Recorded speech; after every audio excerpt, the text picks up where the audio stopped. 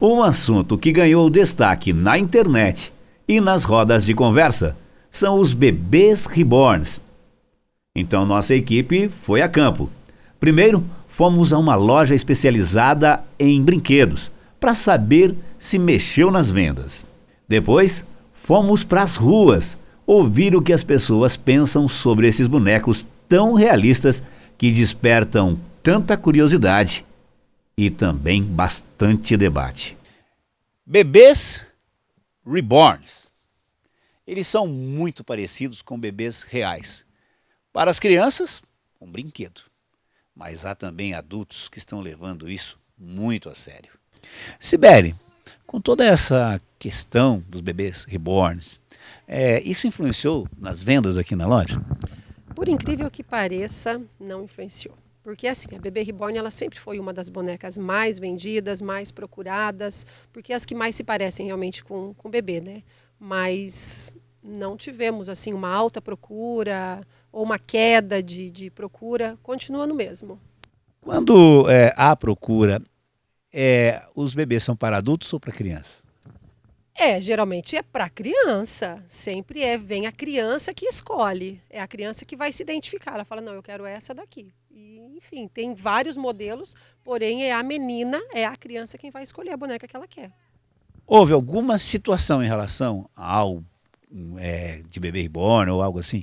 Houve sim. Esses dias atrás nós fizemos umas postagens aqui pelo Instagram da loja, porque tinha muita gente procurando bebês gêmeos, né? Menino, menina. E aí foi quando eu fiz uma postagem e, inclusive, tem lá uma foto minha segurando os reborns e houve uma pessoa que xingou, que eu falo, eu respeito, enfim, todo mundo tem as suas opiniões, mas, né, me xingou, falou isso não é de Deus, enfim. Tá ali, né? Eu tenho que atender todos os públicos. Mas deu sim. Algumas a favor, que legal, que bonito, né? Que diferente. Mas tem um pessoal que vem contra também. Miriam, o que você acha dessa questão dos bebês reborns? Eu como mãe, eu acho que deve ser mais fácil, né? Ter um bebê reborn. Porque um filho de verdade dá bem mais trabalho, né? É um trabalho natural, mas dá. Você prefere de verdade? Eu prefiro. O que você acha, Marcos, do bebê reborn? Muito bom. É bom? Você teria um? Pai, estou aqui no Campo Mourão. Que Deus abençoe e tá todos e eles são pessoas muito bom. Annelise, como você vê essa questão aí dos bebês reborns? Eu encaro como uma questão de saúde pública, mental principalmente. Por quê? Eu acho que passou um pouco do limite, né? Quando é utilizado, acredito, que para a questão de coleção, de fato você comprar, achar bonita, admirar a arte, tudo bem. Mas as pessoas perdem um pouco a mão, começam a sair na rua, tratar de fato como uma criança, então acho um problema a partir disso. Mas a conversa não para por aí. Os bebês reborns também tocam em um ponto delicado. Há quem diga que é uma questão de saúde mental. E para entender melhor esse lado da história, nós ouvimos esse psicólogo. Bom, eu acho que a primeira coisa que a gente precisa pensar nesse caso é se é possível, primeiro, produzir uma distinção do que é o bebê reborn para um sujeito, para outro sujeito, para outro sujeito. Ou seja, ir a um. Porque a psicanálise ela vai pensar o seguinte: o que importa, isso desde Freud, não é o objeto, mas sim que relação o sujeito conclui com esse objeto. Então a gente pode localizar, por exemplo, o bebê reborn como uma peça de colecionador, né? E por que talvez ele tenha suscitado tanto impacto assim na opinião pública, nas redes sociais, isso tenha viralizado de tal modo? Porque ele é produzido de uma forma muito realística, né? E isso faz com que, por exemplo, ao encontrar uma mulher caminhando com um bebê reborn no shopping, suscite no outro um certo estranhamento. E o estranhamento me parece que vem de uma pergunta própria da saúde mental, que é: ela acredita verdadeiramente nisso? Ela tem certeza disso? Ou ela sabe que ali tem um boneco, que é uma uma matéria não humana, né? Mas que se faz de muito próprio, muito próximo a um bebê, né?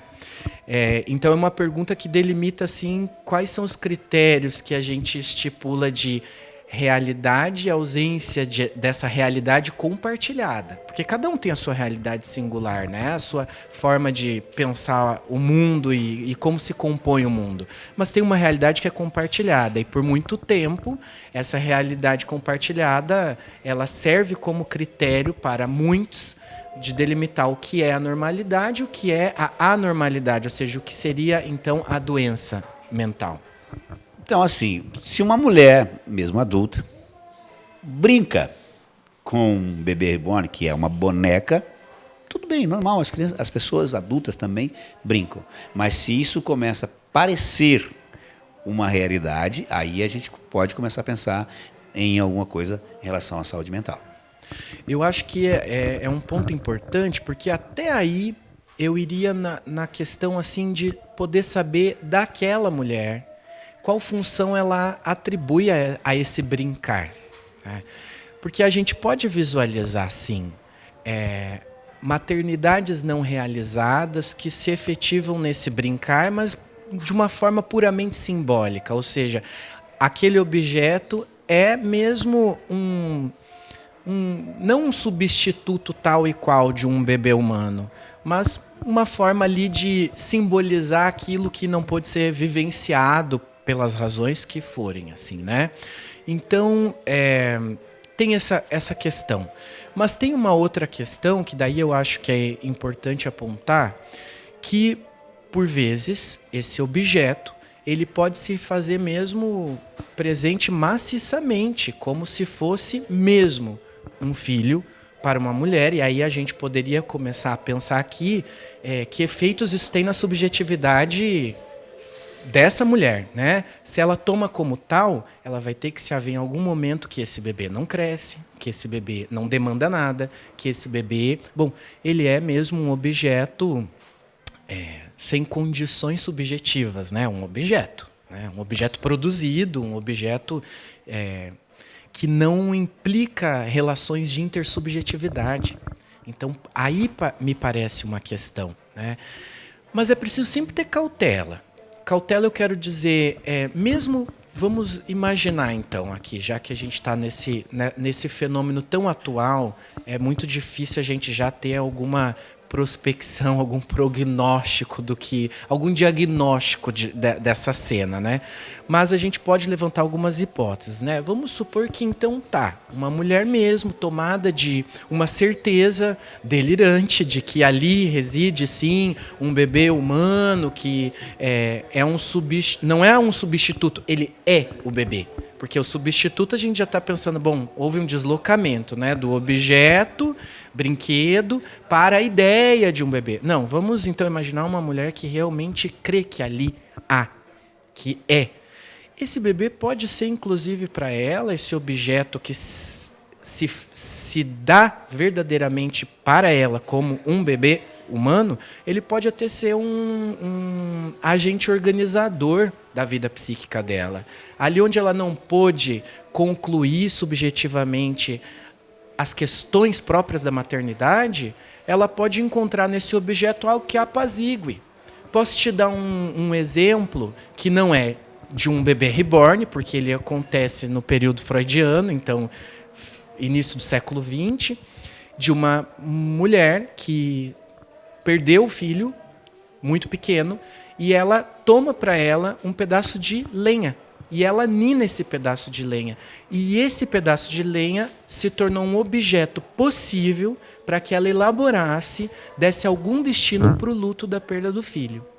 Então, por isso que é importante uma posição assim, nem tanto ao céu, nem tanto à terra, podendo olhar cada situação em si.